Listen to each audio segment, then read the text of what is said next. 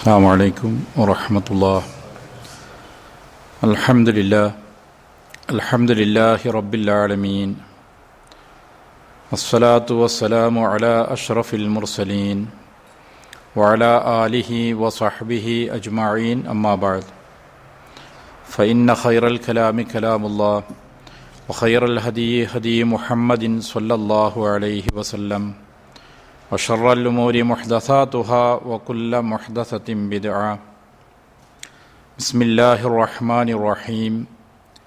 عن عمر بن أبي سلمة رضي الله تعالى عنه قال: كنت غلاما في حجر رسول الله صلى الله عليه وسلم، وكانت يدي تطيش في الصحفة، فقال لي رسول الله صلى الله عليه وسلم: يا غلام، سم الله وكل بيمينك وكل مما يليك. فما زالت تلك طعمتي بعد. മുത്തഫഖുൻ അലൈഹി. സഹോദരങ്ങളെ, ഇമാം ബുഖാരിയും മുസ്ലിമും നിവേദനം ചെയ്തിട്ടുള്ള ഭക്ഷണമര്യാദകളെക്കുറിച്ച് വിശദീകരിക്കുന്ന സുപ്രധാനമായ ഒരു ഹദീസാണ് ഇത്. ഉമർ ബിൻ അബി സലമ റളിയല്ലാഹു അൻഹു അദ്ദേഹത്തിൻ്റെ ചെറുപ്പകാലത്തുള്ള ഒരനുഭവമാണ് നമുക്ക് മുമ്പിൽ പരാമർശിക്കുന്നത്. അദ്ദേഹം പറയുന്നു, നബി സല്ലല്ലാഹു അലൈഹി വസല്ലമയുടെ സംരക്ഷണത്തിൽ കൊച്ചുകുട്ടിയായി അവിടെ ഞാൻ കഴിയുന്ന കാലം എൻ്റെ കൈ തളികയിൽ എല്ലായിടത്തേക്കും വ്യാപിച്ചു കൊണ്ടിരുന്നു. ആ സന്ദർഭത്തിൽ റസൂലുള്ളാഹി സ്വല്ലല്ലാഹു അലൈഹി വസല്ലം അദ്ദേഹത്തെ പഠിപ്പിച്ചു കൊടുത്തിട്ടുള്ള ഭക്ഷണമര്യാദയാണ് ഈ ഹദീസിലൂടെ നമുക്ക് വിവരിച്ചു തരുന്നത്. കുന്തു ഗുലാമൻ ഫി ഹജ്രി റസൂലില്ലാഹി സ്വല്ലല്ലാഹു അലൈഹി വസല്ലം, പ്രവാചകൻ്റെ സംരക്ഷണത്തിൽ ചെറിയ കുട്ടിയായിരുന്ന എൻ്റെ കാലം. വക്കാനത്ത് യദി തത്തീഷു ഫി സഹഫ, തളികയിൽ എൻ്റെ കൈ എല്ലായിടത്തേക്കും നീട്ടുമായിരുന്നു. ഫഖാല ലി റസൂലുള്ളാഹി സ്വല്ലല്ലാഹു അലൈഹി വസല്ലം: യാ ഗുലാം, സമ്മില്ല. കുട്ടിയെ എന്ന് വിളിച്ചുകൊണ്ട് നബി സല്ലല്ലാഹു അലൈഹി വസല്ലം അദ്ദേഹത്തോട് പറഞ്ഞു, സമ്മില്ല, അള്ളാഹുവിൻ്റെ നാമം പറയുക, ബിസ്മി ചൊല്ലുക. വകുൽ ബി യമീനിക്, നിന്റെ വലത് കരം കൊണ്ട് തിന്നുക. വകുൽ മിമ്മാ യലീക്, അടുത്ത ഭാഗത്തുനിന്ന് ഭുജിക്കുക. ഈ ഒരു ഉപദേശം അദ്ദേഹത്തിൻ്റെ മനസ്സിൽ നിലനിൽക്കുകയാണ്. കാരണം കൊച്ചുകുട്ടിയായ കാലത്തുള്ള ഒരനുഭവമാണ് പിന്നീടൊരു കാലത്ത് അദ്ദേഹം സമൂഹത്തോട് പറയുന്നത്. അന്ന് പ്രവാചകൻ പറഞ്ഞുകൊടുത്ത 3 ഉപദേശങ്ങളാണ് അദ്ദേഹം ഓർമ്മയില്ലെന്ന് മറ്റുള്ളവർക്ക് പകർന്നു നൽകിയത്. എന്നിട്ട് അദ്ദേഹം പറയുന്നു, ഈ ഉപദേശം തൻ്റെ ജീവിതത്തിൽ പാലിച്ചു പോന്നിട്ടുണ്ട്. ഉപദേശം കേൾക്കാനുള്ളതല്ല, ജീവിതത്തിൽ പകർത്താനുള്ളതാണ്. അതുകൊണ്ട് തന്നെ ഫമാസാലത്ത് തിൽക തിഅമതി ബഅദു, പിന്നീടുള്ള കാലമത്രയും എൻ്റെ ഭക്ഷണ രീതി അതായിരുന്നു. ഞാനത് കൈവിടാതെ ആ ഉപദേശം ജീവിതത്തിൽ പ്രാവർത്തികമാക്കി വന്നിട്ടുണ്ട് എന്ന് അദ്ദേഹം പിന്നീട് പറയുകയും ചെയ്യുന്നു. വളരെ കൃത്യമായി തന്നെ എല്ലാ കാര്യങ്ങളിലും ഇസ്ലാം ഒരു സംസ്കാരം നമുക്ക് പഠിപ്പിച്ചതുപോലെ ഭക്ഷണം കഴിക്കുന്നതിലും ചില സംസ്കാരം നമ്മളെ പഠിപ്പിക്കുന്നു എന്നത് ശ്രദ്ധേയമാണ്. പല മതവിഭാഗങ്ങൾക്കും ചിന്തകൾക്കുമൊന്നും ഒരു മനുഷ്യൻ്റെ ജീവിതത്തിലെ ഇത്തരത്തിലുള്ള മേഖലകളെ സംബന്ധിച്ചൊന്നും മതപരമായ ഉപദേശങ്ങളോ നിർദ്ദേശങ്ങളോ ഉണ്ടാകണമെന്നില്ല. പക്ഷേ ഇസ്ലാം അത്തരം സന്ദർഭങ്ങളെയും മതവുമായി ബന്ധപ്പെടുത്തുകയും ഒരു പ്രത്യേക സംസ്കാരം ആ സന്ദർഭങ്ങളിൽ പാലിക്കുവാൻ സമൂഹത്തോട് ഉപദേശിക്കുകയും ചെയ്യുന്നു. അത് നൽകുന്ന പ്രധാനപ്പെട്ട പാഠം 3 ഉപദേശങ്ങളാണ് ഇവിടെ നൽകിയിട്ടുള്ളത്. ഒന്ന്, സമ്മില്ല, അള്ളാഹുവിൻ്റെ നാമം പറയുക എന്നതാണ്. ഭക്ഷ്യപാനീയങ്ങൾ ആഹരിക്കാൻ, കുടിക്കാൻ നമുക്ക് സാധിക്കുന്നു എന്നുള്ളത്, അതിനുള്ളൊരു സംവിധാനവും സൗകര്യവും അള്ളാഹു ഒരുക്കിത്തരുന്നു എന്നത് അള്ളാഹു നൽകിയിട്ടുള്ള ഏറ്റവും വലിയ നിഅമത്താണ്. ഈ ജീവിതത്തിൽ ദുനിയാവിൽ നിന്ന് നമ്മൾ അനുഭവിക്കുന്ന നിഅമത്തുകളൊന്ന് ഭക്ഷണമാണ്, മറ്റൊന്ന് നമ്മുടെ വസ്ത്രങ്ങളാണ്. റസൂലുള്ളാഹി സ്വല്ലല്ലാഹു അലൈഹി വസല്ലം ഒരു വ്യക്തിയോട് പറഞ്ഞു, ജീവിതത്തിൽ നിന്റെ സമ്പാദ്യം എന്ന് പറയുന്നത് എന്താണ്? നീ അനുഭവിച്ചതാണ്. അനുഭവിക്കുന്ന ഏതാണ്? നീ ആഹരിച്ചത് നിനക്ക് കിട്ടിയിട്ടുണ്ട്, നീ ധരിച്ചത് നിനക്ക് കിട്ടിയിട്ടുണ്ട്, നീ ഉപയോഗിച്ച് നിനക്ക് കിട്ടിയിട്ടുണ്ട്. ബാക്കിയുള്ള സമ്പത്തൊക്കെ നിനക്കുള്ളതല്ല, മരിക്കുമ്പോൾ നീ ഇവിടെ വിട്ടേച്ചു പോകുന്നതാണ്. അപ്പോൾ ഒരു മനുഷ്യൻ്റെ ജീവിതത്തിൽ അവൻ അനുഭവിച്ചത്, ഉപയോഗപ്പെടുത്തിയതാണ് ശരിക്കും അവൻ്റേതായ സമ്പാദ്യം. ബാക്കിയുള്ളത് അവൻ അധ്വാനിച്ചുണ്ടാക്കി ഇവിടെ വിട്ടേച്ചു പോകുന്നു. അത് ഭൂമിയിൽ അങ്ങനെ തലമുറയായി അവശേഷിച്ചുകൊണ്ടിരിക്കും. ആ അള്ളാഹു നമുക്ക് നൽകിയിട്ടുള്ള, ഉപയോഗിക്കാൻ സൗകര്യപ്പെടുത്തി തന്നതിൽ ഏറ്റവും പ്രധാനപ്പെട്ടത്, അടിസ്ഥാനപരമായതാണ് ഭക്ഷണം എന്നുള്ളത്. ഭക്ഷണമില്ലെങ്കിൽ മനുഷ്യന് ജീവിതമില്ല. അത് അള്ളാഹു അനുഗ്രഹിച്ചു തരുമ്പോൾ, ആ ഭക്ഷണത്തളികൾക്ക് മുമ്പിൽ ഇരിക്കുമ്പോൾ പടച്ചവനെ ഓർക്കണം എന്നതാണ്. പടച്ചവനെ, നീ നൽകിയ റിസ്ക്കാണിത്, വലിയൊരു അനുഗ്രഹമാണ്. ഇത് കഴിക്കാൻ, ഈ വെള്ളം കുടിക്കാൻ, പാനീയം കുടിക്കാൻ സാധിക്കാത്ത എത്രയോ ആളുകളുണ്ട്. ഒരു നേരത്തെ ആഹാരം ലഭിച്ചിരുന്നുവെങ്കിൽ എന്ന് ആഗ്രഹിക്കുന്ന മനുഷ്യരുണ്ട്. അല്പം ശുദ്ധജലം കുടിക്കാൻ കിട്ടിയിരുന്നുവെങ്കിൽ എന്ന് ആഗ്രഹിക്കുന്നവരുണ്ട്. എന്നാൽ എനിക്ക് മുമ്പിൽ ഇതിതാ നീ ഒരുക്കി തന്നിരിക്കുന്നു, സൗകര്യപ്പെടുത്തി തന്നിരിക്കുന്നു. ഇത് വലിയൊരു നിഅമത്താണ്, വലിയൊരു അനുഗ്രഹമാണ്. വേറെ ചില ആളുകൾക്ക് സമ്പത്തുണ്ട്, സൗകര്യങ്ങളെല്ലാം ഉണ്ട്, പക്ഷേ ഭക്ഷണം കഴിക്കുന്നത് മാത്രം വിലക്കപ്പെട്ട ആളുകളുണ്ട്. സ്വാദിഷ്ടമായ ഭക്ഷ്യപദാർത്ഥങ്ങൾ മുന്നിലുണ്ട്, പക്ഷെ കഴിക്കാൻ അയാൾക്ക് അനുവാദമില്ല. അങ്ങനെ ചികിത്സയും രോഗവുമായി കഴിയുന്ന എത്രയോ ആളുകളും നമ്മുടെ സമൂഹത്തിലുണ്ട്. അപ്പം അതുകൊണ്ട് തന്നെ അള്ളാഹു നമുക്ക് നൽകിയ അനുഗ്രഹത്തിൽ ഏറ്റവും പ്രധാനപ്പെട്ട ഒരു അനുഗ്രഹമാണ് നമ്മുടെ ജീവൻ, ആരോഗ്യം നിലനിർത്തുവാൻ അനിവാര്യമായിട്ടുള്ള ഭക്ഷ്യപദാർത്ഥങ്ങൾ സൗകര്യപ്പെടുത്തി തന്നു എന്നുള്ളത്. അതുകൊണ്ടാണ് ഭക്ഷണം കഴിക്കുമ്പോൾ, വെള്ളം കുടിക്കുമ്പോൾ, മറ്റിതര പാനീയങ്ങൾ നാം കുടിക്കുമ്പോൾ സമ്മില്ല, ബിസ്മില്ല എന്ന് പറഞ്ഞ് അള്ളാഹുവിനെ ഓർക്കണം എന്ന് പഠിപ്പിച്ചിട്ടുള്ളത്. രണ്ടാമത് ഇസ്ലാം പഠിപ്പിക്കുന്ന പ്രധാനപ്പെട്ട സംസ്കാരം വകുൽ ബിയമീനിക്, വലത് കൈകൊണ്ട് ആഹരിക്കണം എന്നതാണ്. ഇത് ഇസ്ലാമിൻ്റെ ഒരു സവിശേഷത കൂടിയാണ്. ഏതൊരു നല്ല കാര്യങ്ങളും പ്രവർത്തിക്കുമ്പോൾ വലത്തതിനെ മുന്തിക്കുക, അത് നബി സല്ലല്ലാഹു അലൈഹി വസല്ലം നമുക്ക് സംസ്കാരമായി പഠിപ്പിച്ചതാണ്. അതുകൊണ്ട് പ്രവാചകൻ സല്ലല്ലാഹു അലൈഹി വസല്ലമ മുടി ചീകുമ്പോൾ, ചെരുപ്പ് ധരിക്കുമ്പോൾ എല്ലാം വലത്തതിനെ മുന്തിക്കുമായിരുന്നു, വലത്തതിനെ മുന്തിക്കുമായിരുന്നു. അങ്ങനെ ഒരു സംസ്കാരം തന്നെ റസൂലുള്ളാഹി സ്വല്ലല്ലാഹു അലൈഹി വസല്ലം ജീവിതത്തിലുണ്ടായിരുന്നു. കൊടുക്കുന്നതും വാങ്ങുന്നതും വലത് കൈ കൊണ്ടാണ്. ശൗചം ചെയ്യുവാനും അതുപോലുള്ള കാര്യങ്ങൾക്കുമാണ് ഇടത് കൈ ഉപയോഗപ്പെടുത്തിയിരുന്നത് എന്നാണ്. തസ്ബീഹുകൾ ചൊല്ലുവാനും വലത് കൈയാണ് ഉപയോഗിക്കുന്നത്.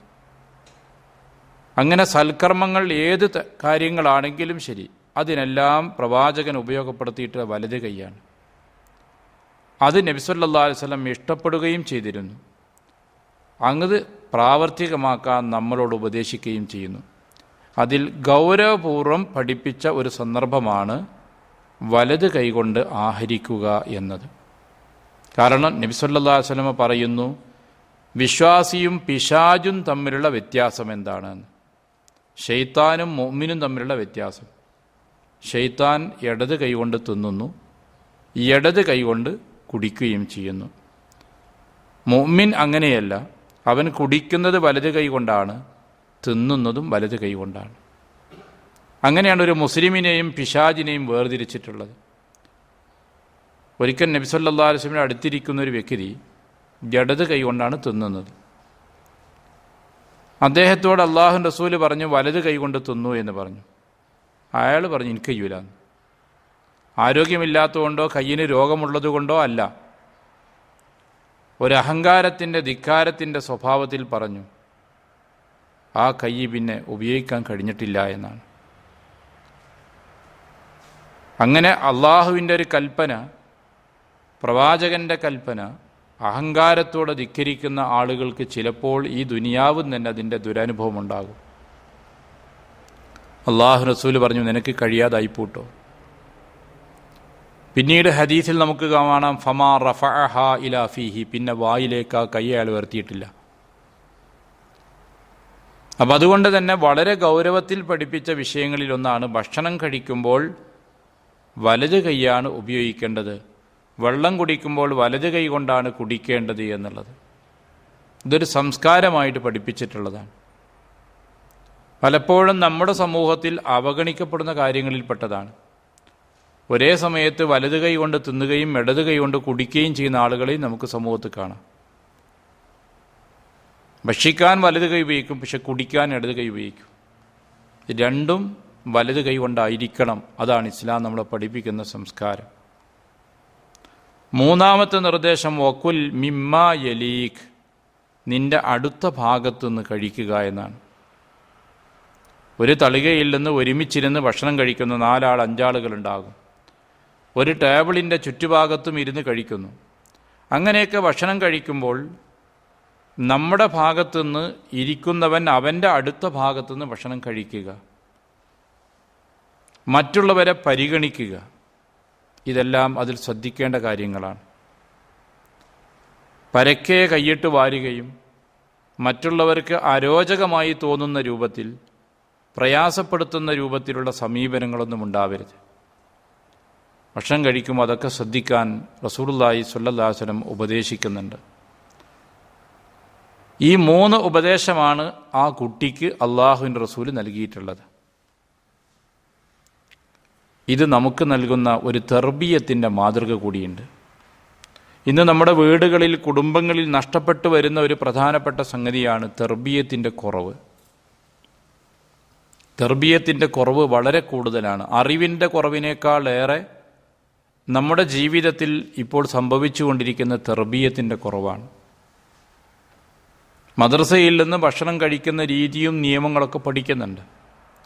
ഇസ്ലാമികമായ ചിട്ടകളും സംസ്കാരങ്ങളും പഠിപ്പിക്കപ്പെടുന്നുണ്ട്. പക്ഷെ അതൊന്നും തന്നെ വീടുകളിൽ വെച്ച് പ്രാവർത്തികമാക്കുന്നിടത്ത് പരാജയപ്പെട്ടു പോകുന്നുണ്ട്. അവിടെ നമുക്ക് വീട്ടിൽ മാതൃക നൽകാൻ കഴിയാതെ പോവുകയാണ്.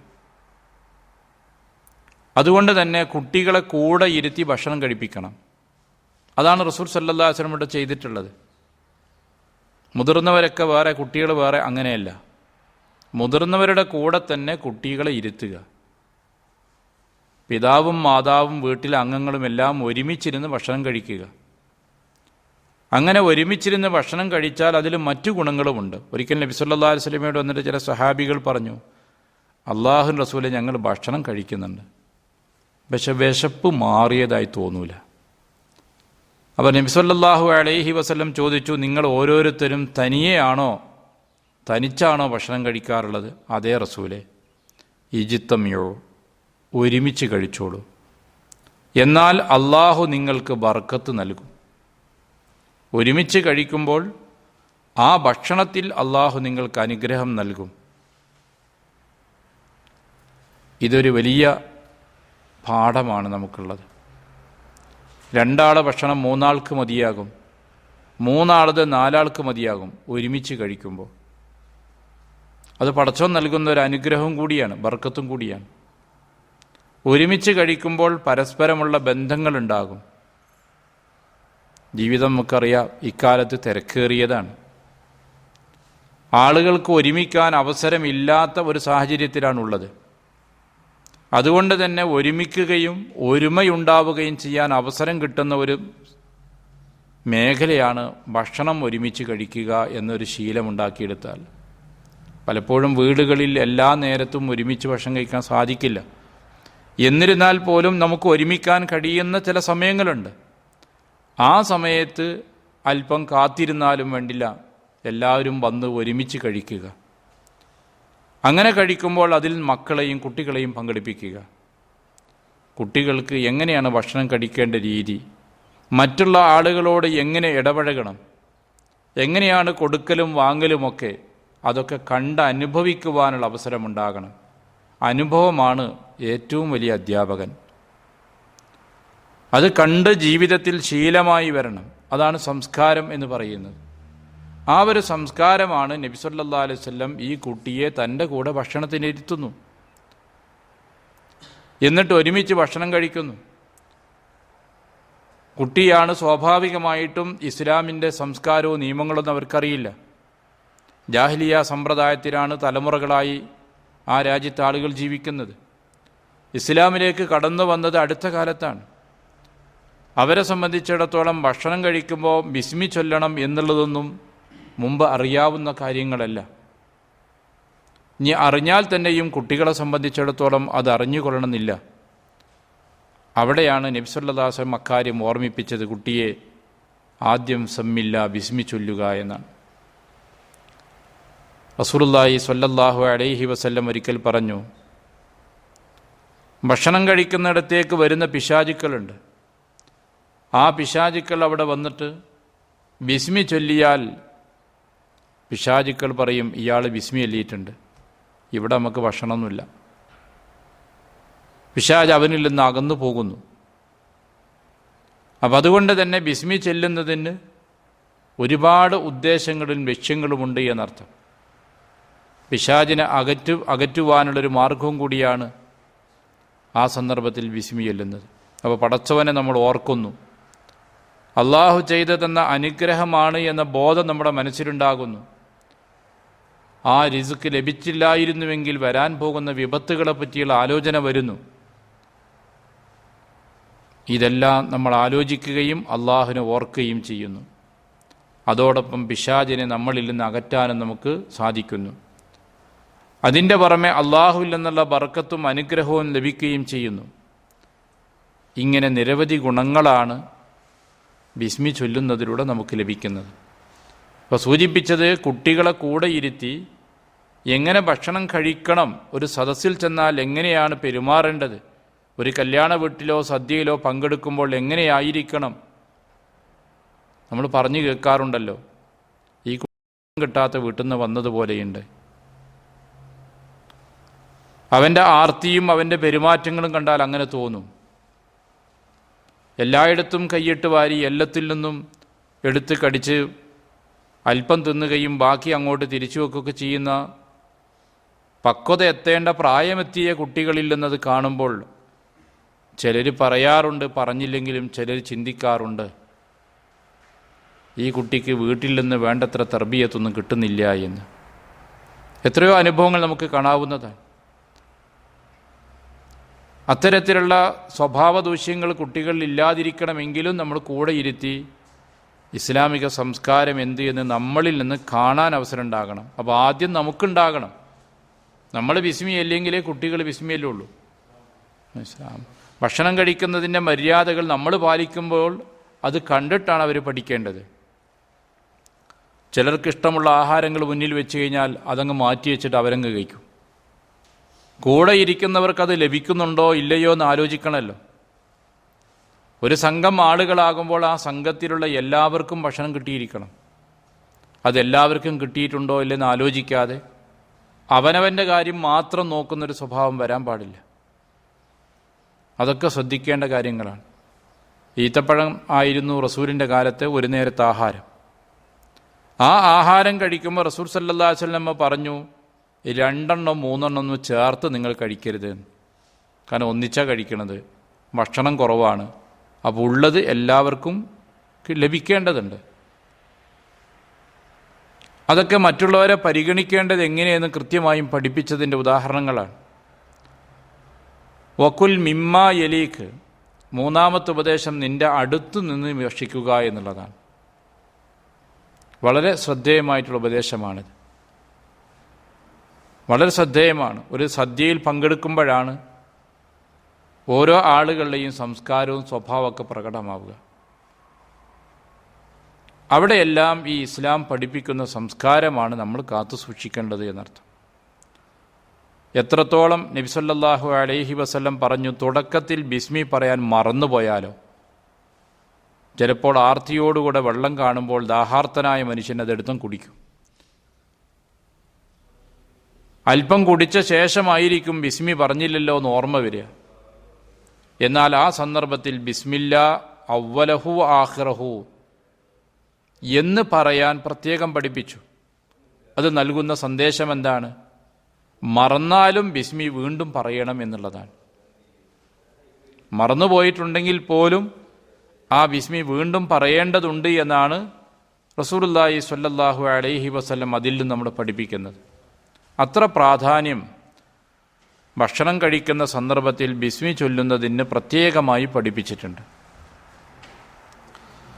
ഭക്ഷണം കഴിച്ചതിൻ്റെ ശേഷം റസൂലുള്ളാഹി സ്വല്ലല്ലാഹു അലൈഹി വസല്ലം നമ്മളെ പഠിപ്പിക്കുന്നത് അള്ളാഹുവിനെ സ്തുതിക്കാനാണ്. കാരണം ഒരു മനുഷ്യൻ്റെ ജീവിതത്തിൽ ഏറ്റവും വലിയൊരു അനുഗ്രഹമാണ് ആഹാരം കഴിച്ച് വിശപ്പടക്കി എന്നുള്ളത്. അത് വലിയൊരു അനുഗ്രഹമാണ്. ആ ഒരു അനുഗ്രഹം അനുഭവിച്ചതിൻ്റെ ശേഷം ഈ അനുഗ്രഹം ഒരുക്കി തന്ന അള്ളാഹുവിനോട് നന്ദിയുള്ളവനാകണം. അതുകൊണ്ടാണ് ഭക്ഷണം കഴിച്ചതിൻ്റെ ശേഷം അൽഹംദുലില്ലാ എന്ന് പറയാൻ പ്രത്യേകം നമ്മളെ പഠിപ്പിച്ചിട്ടുള്ളത്. അവിടെ തന്നെ നബി സല്ലല്ലാഹു അലൈഹി വസല്ലം ആ പ്രാർത്ഥന വ്യത്യസ്തമായ രീതിയിൽ നമ്മളെ പഠിപ്പിച്ചിട്ടുണ്ട്. അൽഹംദുലില്ലാ എന്ന് പറയുന്നതിൻ്റെ കൂടെ അള്ളാഹുവിനെ സ്തുതിക്കുന്ന വിവിധങ്ങളായ വചനങ്ങൾ പഠിപ്പിച്ചിട്ടുണ്ട്.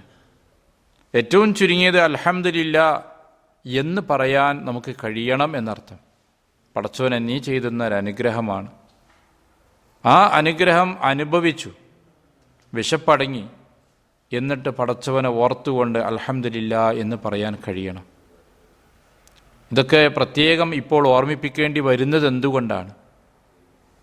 ഇങ്ങനെയുള്ള പ്രാഥമികമായ ഇസ്ലാമിൻ്റെ ബാലപാഠങ്ങൾ ജീവിതത്തിൽ പ്രാവർത്തികമാക്കാത്തവരും ഇത്തരം സന്ദർഭങ്ങളിൽ എല്ലാം മറക്കുന്നവരും ഒരുപാട് നമ്മൾക്കിടയിലുണ്ട്. അറിഞ്ഞവരാണ്, മറക്കുന്നവരാണ്. അറിഞ്ഞവരാണ്, ജീവിതത്തിൽ അത് പ്രാവർത്തികമാക്കാത്തവരാണ്. അങ്ങനെ നിരവധി ആളുകൾ നമുക്ക് സമൂഹത്തിൽ കാണാം. എത്രത്തോളം റസൂൽ സല്ലല്ലാഹു അലൈഹി വസല്ലം പാനീയം വല്ലതും കുടിക്കുകയാണെങ്കിൽ തന്നെ ആർത്തിയോടെ ഒന്നായി വലിച്ചു കുടിക്കുന്ന രീതിയല്ല. നമ്മളാളുകൾ അങ്ങനെ കാണാം. വല്ല ബോട്ടിലൊക്കെ ഉപയോഗിച്ച് വെള്ളം കുടിക്കുമ്പോൾ അത് പൊട്ടിച്ചിട്ട് ഇങ്ങനെ ഒഴിക്കുക ചെയ്യുക. ഒന്നായിട്ട് ആ കുപ്പി തീരോളം ഒഴിക്കും. അവിടെയും നബി സല്ലല്ലാഹു അലൈഹി വസല്ലം നമുക്കൊരു മാതൃക പഠിപ്പിക്കുന്നുണ്ട്. മുറിച്ച് മുറിച്ച് അല്പാൽപമായി കുടിക്കുക, അല്പാൽപമായി കുടിക്കുക. റസൂൽ സല്ലല്ലാഹു അലൈഹി വസല്ലം വെള്ളമോ അതുപോലുള്ള പാലോ മറ്റോ കുടിക്കുകയാണെങ്കിൽ ഏറ്റവും ചുരുങ്ങിയത് 3 പ്രാവശ്യമാക്കിയെങ്കിലും കുടിക്കും. ആ കോപ്പയിൽ നിന്ന് കുടിക്കുമ്പോൾ അല്പം കുടിച്ച് എന്നിട്ടൊന്ന് ശ്വാസം വിട്ട് എന്നിട്ട് വീണ്ടും കുടിക്കും. അങ്ങനെ കുടിക്കുമ്പോൾ അത് ആരോഗ്യത്തിന് നല്ലതാണെന്ന് ആരോഗ്യശാസ്ത്രം പറയുന്നു. ശ്വസനനാളത്തിനും മറ്റുമൊന്നും പ്രയാസം വരാതിരിക്കാനൊക്കെ അത് വളരെ ഉപകരിക്കുമെന്നാണ് ആധുനികമായ ശാസ്ത്രം പറയുന്നത്. ശാസ്ത്രം എന്തോ ആവട്ടെ. അതേപോലെ തന്നെ ഭക്ഷ്യപാനീയങ്ങൾ കഴിക്കുമ്പോൾ അതിൽ ഊതിക്കൊണ്ട് കുടിക്കാറുണ്ടായിരുന്നില്ല. ചൂടുള്ളതാകുമ്പോൾ നമ്മൾ ആളുകൾ എന്ത് ചെയ്യും? ആ വെള്ളത്തിൽ ഇങ്ങനെ ഊതിയിട്ട് ചൂടാറ്റാൻ നോക്കും. അത് നബി സല്ലല്ലാഹു അലൈഹി വസല്ലം നമ്മളോട് വിരോധിച്ച കാര്യങ്ങളിൽ പെട്ടതാണ്. നല്ല ചൂടാണെന്ന് പറഞ്ഞിട്ട് അതിൽ ഊതന ചെയ്യുക. അതിലെല്ലാം ആരോഗ്യപരമായ ഗുണങ്ങൾ ഇന്ന് ശാസ്ത്രീയമായിട്ട് പരാമർശിക്കുന്നുണ്ട്. പക്ഷെ ഞാൻ സൂചിപ്പിക്കുന്നത് ആരോഗ്യപരമായ ഗുണങ്ങൾ ഉണ്ടായിരുന്നാലും ഇല്ലെങ്കിലും നമ്മളെ സംബന്ധിച്ചിടത്തോളം ഒരു സംസ്കാരം എന്ന രീതിയിൽ പ്രവാചകൻ സല്ലല്ലാഹു അലൈഹി വസല്ലം നമുക്ക് പഠിപ്പിച്ചു തന്ന മാതൃകകളാണ്. ആ മാതൃകകൾ നമ്മുടെ ജീവിതത്തിലേക്ക് നമുക്ക് ഉൾക്കൊള്ളാൻ സാധിക്കുക എന്നത്, അത് ജീവിതത്തിൽ പ്രാവർത്തികമാക്കാൻ കഴിയുക എന്നത് വളരെ പ്രധാനപ്പെട്ടൊരു വിഷയമാണ്. റസൂലുള്ളാഹി സ്വല്ലല്ലാഹു അലൈഹി വസല്ലം ഇരുന്നാണ് പൊതുവെ വെള്ളം കുടിച്ചിരുന്നൊക്കെ. ചിലപ്പോൾ നിന്ന് കുടിച്ച സംഭവങ്ങൾ ഉണ്ടായിട്ടുണ്ട്. വിരോധിക്കപ്പെട്ട കുറ്റകരമായൊരു പ്രവൃത്തിയല്ല നിന്ന് കഴിക്കുന്നു അല്ലെങ്കിൽ നിന്ന് വെള്ളം കുടിക്കുന്നു എന്ന് പറയുന്നത്. പൊതുവിൽ അതിൻ്റെ മര്യാദയുള്ളതും കഴിക്കുന്നവർക്ക് ആശ്വാസമുള്ളതും ഇരുന്ന് കഴിക്കലാണ്. അതുകൊണ്ട് നബി സല്ലല്ലാഹു അലൈഹി വസല്ലമയുടെ പൊതു സമ്പ്രദായം അത് തന്നെയാണ്. ഇരുന്ന് കഴിക്കുന്ന ചിലരോടൊക്കെ പ്രവാചകൻ സല്ലല്ലാഹു അലൈഹി വസല്ലം നിന്ന് കഴിക്കുന്ന ചിലരോട് ഇരുന്ന് കഴിക്കാൻ വേണ്ടി പറഞ്ഞ സന്ദർഭങ്ങൾ കാണാം. എന്നാൽ ഇരിക്കാൻ ബുദ്ധിമുട്ടുള്ള ചില സന്ദർഭങ്ങളുണ്ട്. അങ്ങനെയുള്ള സ്ഥലങ്ങളായിരിക്കും. അപ്പോൾ അത്തരം സന്ദർഭങ്ങളിൽ നിന്ന് കഴിക്കുന്നതിന് പ്രയാസമല്ല, കുറ്റകരമല്ല ആ പ്രവൃത്തി. അതേപോലെ ഭക്ഷണം കഴിക്കുമ്പോൾ അവിടെ പ്രവാചകൻ നമുക്ക് നൽകുന്നൊരു പ്രധാനപ്പെട്ട പാഠം പൂർണ്ണമായും കഴിക്കുക എന്നതാണ്. പൂർണ്ണമായും കഴിക്കുക എന്നതാണ്. ഇന്ന് നമ്മുടെ സമൂഹത്തിൻ്റെ പൊതു സംസ്കാരം 5 ആളുകൾക്കുള്ള പാർട്ടിയാണെങ്കിൽ 50 ആൾക്കുള്ള ഭക്ഷണം ഉണ്ടാക്കും, എന്നിട്ട് അല്പം കഴിക്കും, 80% ബാക്കിയുണ്ടാവും. ആ രൂപത്തിൽ ഭക്ഷണം വേസ്റ്റാക്കുന്നതിൽ ഒരു മനോവിഷമവും ഇല്ലാത്ത ഒരവസ്ഥ വന്നു തുടങ്ങിയിട്ടുണ്ട്. കളയുന്നതിനൊരു വിഷമം നമുക്ക് തോന്നുന്നില്ല. സാമ്പത്തികമായ ഐശ്വര്യവും ഭക്ഷ്യധാന്യങ്ങളുടെ ഉൽപ്പന്നം വർദ്ധിക്കുകയും ചെയ്തപ്പോൾ നമ്മുടെ സമൂഹത്തിലുണ്ടായ ഗുണകരമല്ലാത്ത മാറ്റത്തിൽ ഒന്നാണിത്. ഇതിലേക്ക് ഇനി പൊങ്ങച്ചം കൂടി ചേർന്നാൽ ഭക്ഷണം കളയലും ഒരു പൊങ്ങച്ചായി മാറും. ആ അവസ്ഥയൊക്കെയാണ് എത്തിയിട്ടുള്ളത്. പഴയ കാലത്തൊക്കെ ആണെങ്കിൽ ഭക്ഷണം ബാക്കിയുള്ളത് കൊടുത്താൽ വാങ്ങാൻ പറ്റുന്ന ആളുകളുണ്ടായിരുന്നു. ഇന്ന് ബാക്കിയുള്ള ഭക്ഷണം ആർക്കും വേണ്ടേനും. എല്ലാ വീട്ടിലും ഭക്ഷണമുണ്ട്. ആ രൂപത്തിൽ നമ്മുടെ സമൂഹത്തിൽ ഐശ്വര്യം വർദ്ധിച്ചു. പക്ഷേ ഐശ്വര്യം വർദ്ധിച്ചപ്പോൾ നമുക്കുണ്ടായ ഏറ്റവും വലിയൊരു ദുര്യോഗമാണിപ്പോൾ ഭക്ഷണം അത് വിലപ്പെട്ടതാണ്, കളയരുത് എന്നുള്ള സന്ദേശം നമ്മുടെ ജീവിതത്തിൽ നഷ്ടപ്പെട്ടു പോകുന്നു എന്നുള്ളത്. നബി സല്ലല്ലാഹു അലൈഹി വസല്ലമയുടെ ഭക്ഷണ രീതിയെ സംബന്ധിച്ച് പറയുന്ന ഹദീസുകളൊക്കെ കാണാം, പാത്രം തുടച്ച് വൃത്തിയാക്കുമായിരുന്നു എന്നാണ്. കൈവിരലുകളിലുള്ള ഭക്ഷണത്തിൻ്റെ അവശേഷിച്ച ഭാഗങ്ങൾ പ്രവാചകൻ ഊമ്പി വൃത്തിയാക്കുമായിരുന്നു എന്നാണ്. അപ്പോൾ ഭക്ഷണത്തിൽ അല്പം പോലും കളയാതെ മുഴുവൻ ആഹരിക്കുക, ഇതാണ് റസൂൽ സല്ലല്ലാഹു അലൈഹി വസല്ലമയുടെ സമ്പ്രദായം. ചില സന്ദർഭങ്ങളിൽ ഭക്ഷണം താഴേക്ക് വീണിട്ടുണ്ട്. ആ സന്ദർഭത്തിൽ നബി സല്ലല്ലാഹു അലൈഹി വസല്ലം ആളുകളോട് പറയാറുള്ളത് നിങ്ങളതെടുത്തിട്ട് വൃത്തിയാക്കി ഉപയോഗിക്കണം എന്നാണ്. വൃത്തികേടാകാത്ത ഭാഗങ്ങൾ ഉപയോഗിക്കണമെന്നാണ്. അത്രത്തോളം ഭക്ഷണം കളയുന്നതിനെതിരെ താക്കീതായി സമൂഹത്തെ പഠിപ്പിച്ച ഒരു മതവും ഒരു സംസ്കാരവുമാണ് നമുക്കുള്ളത്. പക്ഷെ ഇന്ന് ഏറ്റവും അധികം ഭക്ഷണത്തിൽ ധൂർത്ത് കാണിക്കുന്നവരും ഭക്ഷണം കളയുന്നവരും ആരാണെന്ന് ചോദിച്ചാൽ നമ്മൾ തന്നെ ആയിരിക്കുമെന്നാണ് തോന്നുന്ന ഉത്തരം. അത്രത്തോളം ലാഘവത്തോടുകൂടെയാണ് ഈ കാര്യം കാണുന്നത്. നമ്മൾ ഓർക്കുന്നില്ല, ഒരു നേരത്തെ ആഹാരത്തിന് വേണ്ടി നമ്മളീ കളയുന്ന ആഹാരമെല്ലാം ഒരു രാജ്യത്തിൻ്റെ വിഭവമായി തീർന്നാൽ രാജ്യങ്ങളുടെ പട്ടിണി പോലും തീരുമെന്നാണ്. വളരെയധികം കാർഷികോൽപ്പന്നങ്ങളുള്ള പല രാജ്യങ്ങളും മാർക്കറ്റിൽ വില പിടിച്ചു നിർത്താൻ വേണ്ടി ചെയ്യുന്നത് എന്താ? ആ ഭക്ഷണ സാധനങ്ങൾ കത്തിച്ച് കളയുക, അതല്ലെങ്കിൽ കടലിൽ കൊണ്ടുപോയി തള്ളുക. ഇതൊക്കെയാണ് ചെയ്യുന്നത്. പാവപ്പെട്ടവർക്ക് കൊടുക്കാനുള്ള മനോഭാവമല്ല. അള്ളാഹുവിൽ നിന്ന് മഴ ധാരാളമായി ലഭിച്ച് കാർഷികോൽപ്പന്നങ്ങൾ ധാരാളമായി സമൃദ്ധമായി ലഭിക്കുമ്പോൾ മാർക്കറ്റിൽ സാധനം ധാരാളം ഇറങ്ങും, വില കുറയും. പക്ഷേ വലിയ കർഷക വ്യവസായികൾ അവർക്ക് വില പിടിച്ചു നിർത്താൻ വേണ്ടി ഇത്തരം ധാന്യശേഖരങ്ങൾ തീയിട്ട് നശിപ്പിക്കുന്നു. സമൂഹത്തിലേക്ക്, മാർക്കറ്റിലേക്ക് അത് ഇറക്കാനല്ല ചെയ്യുന്നത്. അങ്ങനെയുള്ള കൊടും ക്രൂരതകൾ വരെ ലോകത്തിപ്പോൾ നടന്നു വരുന്നുണ്ട്. അതിൻ്റെയൊക്കെ ചെറിയ തോത് അവരല്ലാത്തവരുടെ ഇടയിലുമുണ്ട്. ഓഫർ കാണുമ്പോൾ ഒരുപാട് ഭക്ഷണ സാധനം വാങ്ങിക്കൊണ്ടുവരിക. നമ്മുടെ സമൂഹത്തിൻ്റെ ഇപ്പോഴത്തെ സുഖഭോഗ തൃഷ്ണ സമൂഹത്തെ എത്തിച്ചിട്ടുള്ള അവസ്ഥ അതാണ്. ഉപഭോഗ സംസ്കാരം നമ്മുടെ സമൂഹത്തിൽ സ്വാധീനിച്ചപ്പോഴുണ്ടായ പരിവർത്തനം എന്താണ്? ആവശ്യമുള്ളതും ഇല്ലാത്തതും വാങ്ങിക്കൊണ്ടുവരിക. വൻകിട വ്യവസായികൾ എന്ത് ചെയ്യും? ഓഫർ ഇട്ട് കൊടുക്കും. ഓഫർ കാണുമ്പോൾ അതെല്ലാം വാരിക്കൊണ്ടുവരും. വീട്ടിൽ ആവശ്യമുണ്ടോ, ഇത് ഉപയോഗിക്കാൻ കഴിയുമോ എന്ന് നോക്കിയിട്ടല്ല. ദിവസങ്ങൾ കഴിഞ്ഞ് പഴകി, ഇനി എന്ത് ചെയ്യും? അപ്പോഴേക്ക് പുതിയ ഓഫർ വന്നിട്ടുണ്ട്. ഇതെല്ലാം എടുത്ത് വേസ്റ്റിലിട്ടിട്ട് പുതിയ ഓഫർ വാങ്ങിക്കൊണ്ടുവരും. ഇങ്ങനെ ഭക്ഷണ സാധനങ്ങൾ നശിപ്പിക്കുന്നതിന് ഒരു മടിയുമില്ലാത്ത ഒരു മനോഭാവം സമൂഹത്തിൽ വന്നു. എന്നാൽ നമ്മുടെ മാതൃക എന്താണ്? പാത്രത്തിൽ ബാക്കി വന്ന ഭക്ഷണം തുടച്ച് വൃത്തിയാക്കി കഴിക്കുന്നു. കയ്യിൽ പറ്റിപ്പിടിച്ചിട്ടുള്ള ഭക്ഷണത്തിൻ്റെ അവശിഷ്ടങ്ങൾ അത് നക്കി തുടച്ച് വൃത്തിയായി കഴിക്കുന്നു. നിലത്ത് വീണുപോയത് എടുത്ത് വൃത്തിയായിട്ട് ഉപയോഗിക്കുന്നു. അതാണ് നബി സല്ലല്ലാഹു അലൈഹി വസല്ലമയിൽ നമുക്ക് പഠിപ്പിച്ച മാതൃക. നമ്മൾ ആലോചിക്കേണ്ട സംഗതിയാണ്. ഇന്ന് ചില രാജ്യങ്ങളിൽ ഉപേക്ഷിക്കുന്ന കളയുന്ന ഭക്ഷ്യപദാർത്ഥങ്ങൾ സമാഹരിച്ചാൽ പല രാജ്യങ്ങളിലെയും പട്ടിണിക്ക് പരിഹാരമുണ്ടാകുമെന്നാണ് കൃത്യമായ കണക്കുകൾ വെച്ചിട്ട് സമൂഹശാസ്ത്രജ്ഞന്മാർ വിശദീകരിക്കുന്നത്.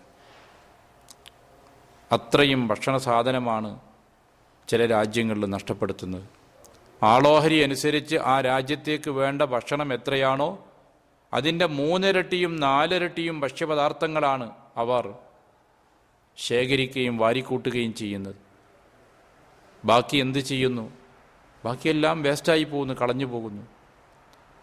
ഇങ്ങനെ വളരെ ക്രൂരമായൊരു സമീപനം പോലും സമൂഹത്തിലുണ്ട്. മഹാനായ കഅബ് ഇബ്നു മാലിക് റളിയല്ലാഹു അൻഹു പറയുന്നു, റസൂലുള്ളാഹി സ്വല്ലല്ലാഹു അലൈഹി വസല്ലമയുടെ സമ്പ്രദായം വിശദീകരിക്കുകയാണ്. യൽഅഖു യദഹു ഖബല അൻ യംസഹഹ, കൈ തുടച്ച് വൃത്തിയാക്കുന്നതിൻ്റെ മുമ്പ് ആ കൈ നക്കി വൃത്തിയാക്കുമായിരുന്നു എന്നാണ്. റസൂലുള്ളാഹി സ്വല്ലല്ലാഹു അലൈഹി വസല്ലം ആളുകളോട് പറഞ്ഞു, ഇദാ സഖതത് ലുഖ്മതു അഹദികും ഫൽയുമിത് അൻഹൽ അദാ വൽയകുൽഹ, നിങ്ങളുടെ ഭക്ഷ്യപദാർത്ഥങ്ങളിൽ ഒരു പിടി നിലത്ത് വീണു പോയിട്ടുണ്ടെങ്കിൽ അതിൽ നിന്ന് ബുദ്ധിമുട്ടുള്ളത്, അഴുക്കുള്ളത് നിങ്ങൾ നീക്കം ചെയ്യുകയും എന്നിട്ടത് കഴിക്കുകയും ചെയ്യട്ടെ എന്നാണ്.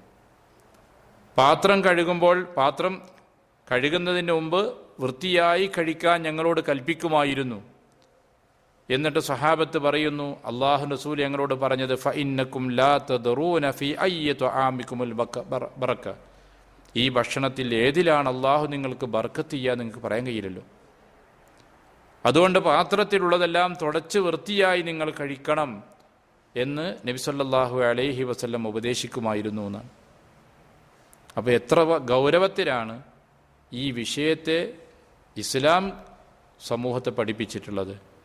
എത്ര ലാഘവത്വത്തോടുകൂടെയാണ് പലപ്പോഴും മുസ്ലിങ്ങളിൽപ്പെട്ടവർ തന്നെ ഈ കാര്യങ്ങളെ സമീപിക്കുന്നത് എന്ന തിരിച്ചറിവ് നമുക്കുണ്ടാകണം. വിശന്ന് കഴിയുമ്പോഴാണ് ഭക്ഷണത്തിൻ്റെ രുചി നമുക്കറിയുന്നത്. നോമ്പ് തുറക്കുമ്പോൾ ഭക്ഷണത്തിൻ്റെ രുചി എല്ലാവരും പറയാറുണ്ട്. വെള്ളത്തിൻ്റെ മഹത്വം ആളുകൾ ഓർക്കാറുണ്ട്. എത്ര ജ്യൂസ് ഉണ്ടായിരുന്നാലും ശരി, അതൊക്കെ നമുക്ക് മടുക്കും. തുടർച്ചയായി ദിവസങ്ങളോളം മാസങ്ങളോളം ഒരേ ജ്യൂസ് കുടിച്ച് ജീവിക്കാൻ കഴിയില്ല. അതേസമയത്ത് പച്ചവെള്ളം കുടിച്ചിട്ട് മടുത്ത ഒരാളുണ്ടാവില്ല. ഞാൻ 2-3 മാസമായി 2 കൊല്ലമായി പച്ചവെള്ളം തന്നെ കുടിക്കുന്നത്. ഇനി പച്ചവെള്ളം മാറ്റിയിട്ട് വേറെന്തേലും കുടിക്കണമെന്ന് ആരും പറയില്ല. നേരെ മറിച്ച് ഒരു മാസക്കാലം ഒരു ജ്യൂസ് കുടിച്ചാൽ ഈ ജ്യൂസ് തന്നെ ആയി ഒരു മാസം, ഇതൊന്ന് മാറ്റണമെന്ന് പറയും. കാരണം വെള്ളം അള്ളാഹു നമുക്ക് കുടിക്കുവാനും നമ്മുടെ ആവശ്യത്തിന് വേണ്ടിയും നേരെ സംവിധാനിച്ചിട്ടുള്ളതാണ്. അത് വലിയൊരു അനുഗ്രഹമായിട്ട് അള്ളാഹു നമുക്ക് നൽകിയിട്ടുള്ളതാണ്. ആ വെള്ളം നമുക്ക് ദാഹിച്ച് കുടിക്കുമ്പോൾ അത് നമുക്ക് ഏറ്റവും വിലപ്പെട്ടതായി മാറും. വിശന്ന് കഴിക്കുമ്പോൾ ഭക്ഷണം ഏറ്റവും ആവശ്യമുള്ളതായിട്ട് മാറും. പക്ഷേ വിശപ്പടങ്ങുന്നതിൻ്റെ മുമ്പ് മേൽക്കുമേൽ ഭക്ഷണം കഴിക്കുന്നൊരവസ്ഥയാണ് ഇന്ന് നമ്മിൽ പലർക്കും ഉള്ളത്. വിശക്കുന്നില്ല, ദഹിക്കുന്നില്ല, അതിൻ്റെ മുമ്പ് വീണ്ടും അടുത്ത ഭക്ഷണം കഴിച്ച് അങ്ങനെ ഒന്നിനു പിറകെ ഒന്നായി ഭക്ഷണം കഴിച്ചുകൊണ്ടിരിക്കുകയാണ്. അത് ആരോഗ്യത്തെയും ബാധിക്കുന്നു. നബി സല്ലല്ലാഹു അലൈഹി വസല്ലം പറഞ്ഞു, നിങ്ങൾ ഭക്ഷണം കഴിക്കുമ്പോൾ വയറ് പരമാവധി നിറക്കല്ല വേണ്ടേ, വയറ് കുറച്ച് ഒഴിഞ്ഞു കിടക്കണം, ഖാലിയായി കിടക്കണമെന്നാണ്. 1/3 ഭാഗം വെള്ളത്തിനും 1/3 ഭാഗം ഭക്ഷണത്തിനും 1/3 ഭാഗം ശ്വാസോച്ഛ്വാസത്തിനുമായി വിട്ടേക്കണമെന്ന് പറഞ്ഞു. ഇത് വയറ് നിറച്ചിട്ട് ഇനി അവിടെ ഒരു സ്ഥലവും ബാക്കിയില്ല എന്ന് ഉറപ്പ് വരുത്തുന്നവരേ തിന്നും. നടക്കാൻ ബുദ്ധിമുട്ട്, കിടക്കാൻ ബുദ്ധിമുട്ട്, സുജൂദ് ചെയ്യാൻ എന്തായാലും കഴിയില്ല. ആ നിലക്ക് പ്രയാസപ്പെടുന്നൊരവസ്ഥ. എന്നിട്ട് ദഹിക്കാൻ വേണ്ടി വേറെന്തെങ്കിലും അതിന് മേലെ കുടിക്കുക, എന്നാലേ ദഹിക്കുള്ളൂ. ഇങ്ങനെ അമിതാഹാരം നിരവധി രോഗങ്ങൾ ഉണ്ടാക്കുന്നു എന്നത് മാത്രമല്ല, ഇസ്ലാമികമായി നമുക്ക് പഠിപ്പിക്കപ്പെട്ട സംസ്കാരമല്ല അത്. മിതാഹാരമാണ് നമുക്ക് പഠിപ്പിക്കപ്പെട്ടിട്ടുള്ളത്. ആ രൂപത്തിൽ ഭക്ഷണമര്യാദകൾ റസൂലുള്ളാഹി സ്വല്ലല്ലാഹു അലൈഹി വസല്ലം നമുക്ക് നിരവധി കാര്യങ്ങൾ സന്ദർഭങ്ങളിലായി പഠിപ്പിച്ചത് നമ്മൾ ഓർക്കുകയും, ഭക്ഷണം കഴിക്കുമ്പോൾ അള്ളാഹുവിനെ ഓർക്കാൻ കഴിയുക, ഭക്ഷണം കഴിച്ച് കഴിയുമ്പോൾ അള്ളാഹുവിനോട് ശുക്റുള്ള നന്ദിയുള്ളവനായി തീരുക, ആ ഒരു സംസ്കാരം നമുക്ക് സ്വീകരിക്കാൻ കഴിയണം. കൂടെ കഴിക്കാൻ കഴിയുന്ന സന്ദർഭത്തിൽ ഒരുമിച്ച് കഴിക്കുക. നമ്മുടെ വീട്ടിലെ കുട്ടികളെയും പുതിയ തലമുറകളെയും എല്ലാം ഒരുമിച്ച് കൂട്ടിക്കൊണ്ട് ഇസ്ലാമിക സംസ്കാരവുമുള്ള ഒരു ഭക്ഷണ രീതി നമ്മൾ ഉണ്ടാക്കിയെടുക്കുക. അങ്ങനെ ഭക്ഷണം കഴിക്കുമ്പോൾ അതിൻ്റെ മറ്റൊരു ഗുണഫലവുമുണ്ട്. മനസ്സുകൾ അടുക്കും, ഹൃദയങ്ങൾ ഇണങ്ങും, പരസ്പരമുള്ള ബന്ധങ്ങൾ ശക്തിപ്പെട്ടു വരും. ഈ കുടുംബങ്ങളിലൊക്കെ അകൽച്ച എന്ന് പറഞ്ഞ് പരാതി ഇങ്ങനെ പറയും ആൾക്കാർ. അകറ്റിയിട്ടാണ് അകൽച്ച ഉണ്ടാകുന്നത്. അകറ്റുമ്പോഴാണ് അകൽച്ച ഉണ്ടാകുന്നത്. അടുപ്പിക്കുവാനുള്ള മാർഗങ്ങൾ നമ്മൾ സ്വീകരിക്കാതിരിക്കുമ്പോൾ അകന്നകന്നു പോകും. മനുഷ്യൻ്റെ ഒരു സ്വഭാവം എന്നും കാണുകയും സംസാരിക്കുകയും ചെയ്യുന്ന ആളുകളാകുമ്പോൾ പരസ്പരം ബന്ധം കൂടിക്കൊണ്ടേയിരിക്കും.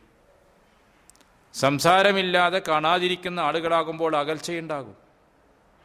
ഒരു വീട്ടിലെ ആളുകൾ, ഒരു സംഘത്തിലെ, ഒരു റൂമിലെ ആളുകളൊക്കെ ഒരുമിച്ചിരിക്കുകയും സംസാരിക്കുകയും ഒന്നിച്ച് ഭക്ഷണം കഴിക്കുകയൊക്കെ ചെയ്യുമ്പോൾ അവരെ മനസ്സുകൾ അടുക്കുകയും ഹൃദയങ്ങൾ അവിടെ ഒരുമയുള്ളവരായി തീരുകയും ചെയ്യും. അത് ഭക്ഷണം അങ്ങോട്ട് വിളമ്പിക്കൊടുത്ത് ഇങ്ങോട്ട് എടുത്തിട്ട് കൊടുത്ത് അങ്ങനെയൊക്കെ ചെയ്യുമ്പോൾ അവർക്കിടയിൽ ഉണ്ടാകുന്നൊരു ബന്ധങ്ങൾ വളരെ ശക്തമാണ്. അങ്ങനെയാകുമ്പോഴാണ് തീന്മേശയിലൂടെ സ്നേഹം വളർന്നു വരുന്നത്. ഇന്ന് വീടുകളിലൊക്കെ എന്താണ്, ഓരോരുത്തർ അവരവരുടെ സമയത്ത് വരുന്നു, അവർ ഓരോരുത്തരുടെ സൗകര്യം അനുസരിച്ച് അവരവർ ഭക്ഷണം കഴിച്ചു പോകുന്നു. പക്ഷേ ഒരുമിക്കാനുള്ള അവസരങ്ങൾ ഉണ്ടായാൽ പോലും ഒരുമിക്കുന്നില്ല. അതുകൊണ്ട് തന്നെ ബാപ്പയും മക്കളും മുഖത്തോട് മുഖം കാണുന്നില്ല. വീട്ടിലെ അംഗങ്ങൾ പരസ്പരം പുഞ്ചിരിച്ചുകൊണ്ട് സഹകരിച്ചുകൊണ്ടുള്ള അവസരങ്ങൾ അവരനുഭവിക്കുന്നില്ല. ജീവിതത്തിൽ അനുഭവിക്കാനുള്ള അവസരങ്ങൾ ഉണ്ടാകണം. അനുഭവമാണ് ജീവിതത്തിൽ വലിയ പരിവർത്തനങ്ങളും നന്മകളും നിലനിർത്തുന്നത്. അപ്പം അതിനുള്ള ഒരവസരങ്ങൾ നമ്മുടെ വീട്ടിലുണ്ടാക്കിയെടുത്താൽ ബർക്കത്തുണ്ട്, സ്നേഹമുണ്ട്, പരസ്പരമുള്ള ഒരുമയുണ്ട്, പരസ്പരം സംസാരിക്കുകയും കൊടുക്കുകയും വാങ്ങുകയും ചെയ്യുമ്പോഴുള്ള സഹകരണ മനോഭാവമുണ്ട്. കുട്ടികളെ സംബന്ധിച്ചിടത്തോളം ഒരു സദ്യയിലും ഒരു സദസ്സിലുമൊക്കെ എങ്ങനെയാണ് ഇടപഴകേണ്ടത്, പെരുമാറേണ്ടത് എന്ന് അവർക്ക് അധ്യാപനങ്ങളും അതിലൂടെ ലഭിക്കുകയും ചെയ്യും. ഈ ഒരു രീതി നമ്മുടെ വീടുകളിലും നമ്മൾ ഒത്തൊരുമിക്കുന്ന മേഖലകളിലുമെല്ലാം നമ്മൾ നടപ്പിലാക്കിയാൽ അതിൻ്റെ ഗുണഫലങ്ങൾ വളരെ വിലപ്പെട്ടതാണ്. എല്ലാത്തിനേക്കാളും ഉപരി ബിസ്മി കൊണ്ട് തുടങ്ങി ഹംദ് കൊണ്ട് അവസാനിക്കുന്നു. അതിലൂടെ അള്ളാഹുവിൽ നിന്നുള്ള മഹത്തായ പുണ്യവും പ്രതിഫലവും നമുക്ക് ലഭിക്കുകയും ചെയ്യുന്നുണ്ട്. ഇങ്ങനെയുള്ള ഒരു സംസ്കാരമാണ് പ്രവാചകൻ സല്ലല്ലാഹു അലൈഹി വസല്ലം നമ്മെ പഠിപ്പിച്ചിട്ടുള്ളത്. നമ്മൾ എന്താണ് ആഹരിക്കേണ്ടത്, ആഹരിക്കാൻ നമുക്ക് അനുവാദമില്ലാത്തത് ഏതാണ്, അക്കാര്യം വിശുദ്ധ ഖുർആൻ കൃത്യമായി പറഞ്ഞിട്ടുണ്ട്. ഹലാലൻ തൊയ്യിബൻ, അനുവദിക്കപ്പെട്ടതാകണം, വിശിഷ്ടമായതാകണം, നിഷിദ്ധമാക്കപ്പെട്ട ഭക്ഷ്യപദാർത്ഥങ്ങളാവരുത്, ഹലാലായ മാർഗത്തിലൂടെ സമ്പാദിച്ചതാകണം. ഈ കാര്യങ്ങൾ റസൂലുള്ളാഹി സ്വല്ലല്ലാഹു അലൈഹി വസല്ലം പ്രത്യേകം നമ്മളോട് വിശദീകരിച്ചിട്ടുണ്ട്. ഖുർആനും വിവിധ ആയത്തുകളിലൂടെ ആ കാര്യങ്ങളെ സംബന്ധിച്ച് ബോധവൽക്കരിക്കുകയും ചെയ്തിട്ടുണ്ട്. ഏതായിരുന്നാലും ഇസ്ലാം മഹത്തായൊരു സംസ്കാരമാണ് നമ്മുടെ നിത്യജീവിതത്തിലെ ഓരോ ചര്യകൾക്കും നൽകിയിട്ടുള്ളത്. ഏതൊരു മനുഷ്യൻ്റെയും ജീവിതത്തിൽ അനിവാര്യമാണ് തീന്മേശ എന്ന് പറയുന്നത്. അതുകൊണ്ട് തന്നെ അവിടെ നമ്മൾ എങ്ങനെ ആയിരിക്കണം, നമുക്കുള്ള സംസ്കാരം എന്തായിരിക്കണം, കൃത്യമായി നമ്മളെ പഠിപ്പിച്ചിട്ടുണ്ട്. ഒരുമിച്ചിരുന്ന് പരസ്പരം സംസാരിച്ചും കൊടുത്തും വാങ്ങിയും എടുത്തും സഹകരിച്ചും അള്ളാഹുവിനെ ഓർത്തുകൊണ്ട് ഭക്ഷണം കഴിക്കുകയും അള്ളാഹുവിനെ ഓർത്തുകൊണ്ട് ഭക്ഷണത്തിൽ നിന്ന് വിരമിക്കുകയും ചെയ്യുമ്പോൾ അവിടെ വളർന്നു വരുന്നത് മധുരമുള്ള ഒരു കുടുംബമായിരിക്കും, സ്നേഹമുള്ള മനസ്സുകളായിരിക്കും, പുണ്യമുള്ള സൽക്കർമ്മമായിരിക്കും. അത് അള്ളാഹു നമുക്കെല്ലാം അനുഗ്രഹിക്കുമാറാകട്ടെ. ഹലാലായ സമ്പാദ്യവും നല്ല ആഹാരവും കഴിച്ചുകൊണ്ട് അള്ളാഹുവിന് തൃപ്തിയുള്ള ജീവിതം നയിക്കുവാൻ അള്ളാഹു സുബ്ഹാനഹു വ തആല നമ്മയെല്ലാം സഹായിക്കുമാറാകട്ടെ. ഈ ലോകത്തും പരലോകത്തും വിജയം കൈവരിക്കുന്ന സ്വാലിഹീങ്ങളിൽ നമ്മയും നമ്മുടെ കുടുംബാദികളെയും നമ്മുടെ സന്താനങ്ങളെയും അള്ളാഹു അനുഗ്രഹിക്കുമാറാകട്ടെ. റബ്ബന തഖബ്ബൽ മിന്ന ഇന്നക അന്തസ് സമീഉൽ അലീം വതുബ് അലൈന ഇന്നക അന്തത് തവ്വാബുർ റഹീം. ആമീൻ ബിറഹ്മതിക യാ അർഹമർ റഹീമീൻ.